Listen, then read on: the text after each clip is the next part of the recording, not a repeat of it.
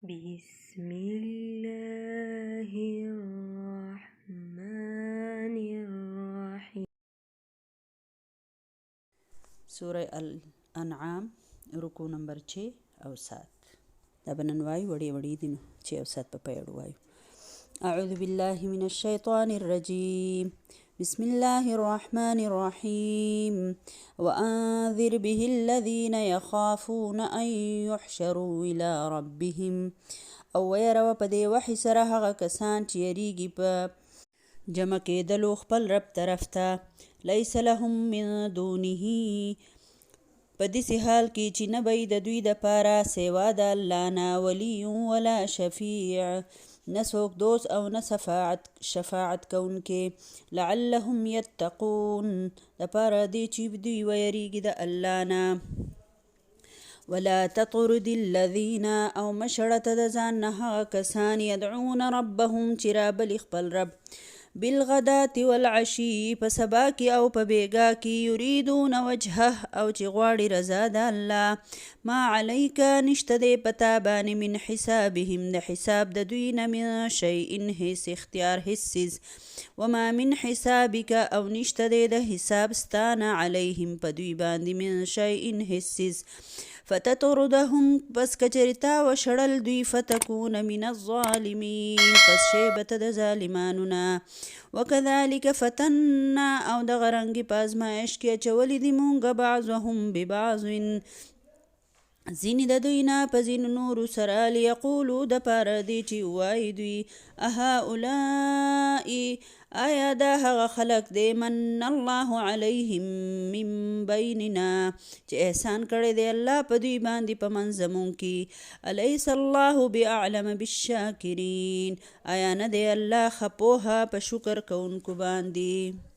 وَإِذَا جَاءَكَ الَّذِينَ، او هر کله چې راشي تا ته هغه کسان، یؤمنون بآیاتنا، چې ایمان راوړي په آیتونو زمونږه، فقل سلام علیکم، نو ووایه ورته چې سلامتیا ده په تاسو باندې. کتب ربکم، لیکلی دی رب ستاسو، علی نفسه الرحمه، په خپل ځان باندې رحمت، انه چې بېشکه شان دا دی، من عمل منکم، چې څوک عمل کوي په تاسو کې، سوءا بجهالة، بد عمل په جهالت، په ناپوهتیا سره، ثم تاب من بعده، او بیا توبه یې ویستله وروسته د هغې نه، واصلح، او د ځان اصلاح یې وکړله،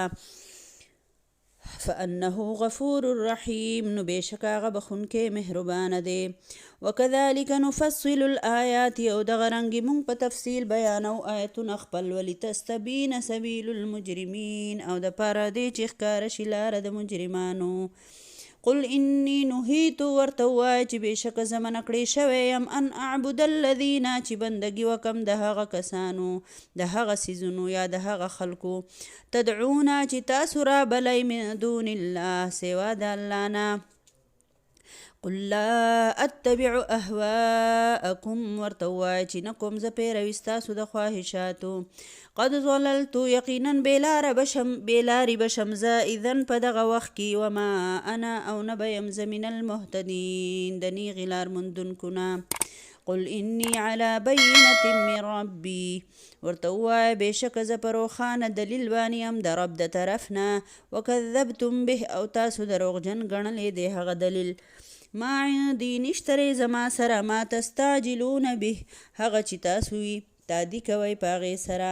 ان الحکم الا لله، نشتری د فیصلې اختیار مګر د الله سره دی. یقص الحق، بیانوي الله حق، وهو خیر الفاصلین، او هغه بهترین فیصله کوونکی دی. قل لو ان عندي، ورته ووایه کچرې وې زما په اختیار کې، ما تستعجلون به، هغه څیز چې تاسو یې تلوار کوئ په هغې سره، لقضی الامر بیني وبینکم، نو خامخا به شوي وه فیصله په منځ زما او په منځ تاسو کې. والله اعلم بالظالمین، او الله زیات ښه پوهېږي په ظالمانو باندې. وعنده، او د الله سره دی، مفاتح الغیب، کنجیانې د غیب، لا یعلمها، چې نه دی معلوم هغه چاته، الا هو، مګر هم هغه الله ته. ویعلم ما فی البر،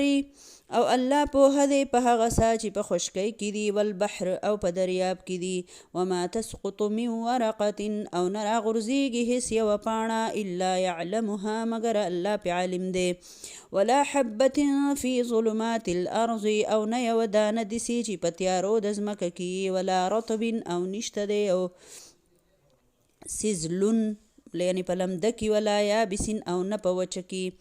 الا فی کتاب مبین مگر هر څه لیکلي دي په کتاب روښانه کې وهو الذي او الله هغه ذات دی یتوفاکم باللیل چې شپې تاسو وفات درکوي تاسو ته د شپې یعنی روحونه اخلي ستاسو نه د شپې ویعلم او پوهه دی عالم دی ما په هغه جرحتم چې کوئ تاسو بالنهار په ورځې کې ثم یبعثکم فیه او بیا به واپس رالیږي تاسو په دغه ورځ کې یعنی واپس روحونه درکړي تاسو ته په دغه ورځ کې لیقضا اجل مسمى دپاره دی چې پوره شي نیټه مقرره ثم الیه مرجعکم بیا به خاص الله طرف ته تاسو واپس شئ ثم ینبئکم بیا به تاسو له خبر درکړي بما کنتم تعملون په هغه څه چې تاسو یې کوئ په دې رکوع کې د کفارو د دې خبرې اعتراض ورکړلی شوی دی د اعتراض جواب ورکړلی شوی دی چې هغوی به دا خبره کول دا څنګه پیغمبر دی چې سیستي ورک شي نو بیا ورته پته نه وي اوښه یې ورکه شوه پته ورته نشته چې زما اوښه څه شوه د غیب د خبرو ورته هېڅ پته نه لګي الله رب العالمین د الله د وحدانیت چې الله یو دی د هر څه اختیارمن بادشاه الله دی او د الله د پیغمبر سره هم دا اختیار نشته چې د غیب و علم دی هغه ته وي بله خبره به دوی دا وي چې د کلي او د محلت د ټولو نه غریبانان او محتاج او کمزورې خلک چې دی نه په تا باندې ایمان راوړی دی تو دا د ځان نه لرې که نو موږ مالداران به ستا خواله راشو نو الله رب العالمین جواب ورکوي الله رسول صلی الله علیه وسلم نه لري کول د ځان نه عاجزانان خلک همیشه دین چې دی غریبانانو خلکو قبول کړی دی ډېر بختور به چې هم به دا به ډېره خوش نصیبي چې هم به مالدار یې هم به قرآن ته کینی که نه ډېر کم خلک چې هغه هم مالدار یې هم قرآن ته کینی نو او همیشه قربانۍ چې دي هغه غریبانانو خلکو ورکړي دي نو الله رب العالمین نبی صلی الله علیه وسلم ته د دقې غریبو خلکو اهمیت بیانوي چې که په مال غریب دی خو چې په ایمان طاقتور دی دقه کامیاب دی بیا الله رب العالمین د غیبو خبر په باره کې فرمایي چې د ځمکې او اسمانونو پټ څیزونه د لمدې د خشکۍ پټ څیزونه دا صرف د الله په قبضه قدرت کې دي او الله ته یې پته دی پیغمبر ته یې پته نشته نو بل به څوک چې هغه ته به یې پته وي که نه نو په کار ده چې ما ته خپل ټول عقیده چې ده هغه بلکل درست کو ځکه چې پاک نبی صلی الله علیه وسلم وفرمایل د مسلم شریف حدیث دی چې کم بنده یو غیبو خبرونو والا پسې لاړو او هغه د هغه نه یې تپوس وکړو نو هغه ورته یوه خبره وکړله لکه د غیبو خبره یې ورته وکړله چې ستا به دا چل کېږي او یا په راروان ژوند کې به دا چلي او یا ستا ستوری په گردش کې دی فلانکې چل به کېږي او دې بنده پې یقین وکړو نبي صلی الله علیه وسلم فرمایي چې چا د غیبو تپوسونه وکړل او دې بنده پې یقین وکړو نو څلوېښت ورځې به د دې بنده مونځ نه قبلیږي د مسلم شریف حدیث دی ښه زما خویندې په دې څلوېښتو ورځو کې ستا نه مرګ راغی نو چې ستا مونځ نه قبلیږي مطلب ایمان دې نشته که نه تر څو دې توبه نه ایستي پاک نبی صلی الله علیه وسلم فرمایي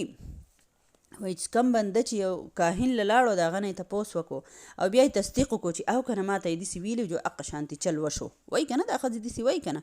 نو وایي دې بنده د هغه سیز نه کفر وکړو کوم چې په محمد صلی الله علیه وسلم نازل شوی دی یعنی د الله د طرف نه چې کوم قرآن نازل شوی دی دې بنده له دې نه کفر وکړو د الله د قانون نه کفر وکړو ابن عباس رضی الله تعالی عنه فرمایي وایي ما ته نبي صلی الله علیه وسلم وفرمایل چې نجومي چې یي هغه کاهني او کاهن جادوګر او جادوګر کافري دا د بخاري شریف حدیث دی نو زما خویندو د دې څیز نه ډېر زیات ځان ساتئ او که داسې سم کړي که نه نو په اخلاص توبه وباسئ چې الله معاف کړي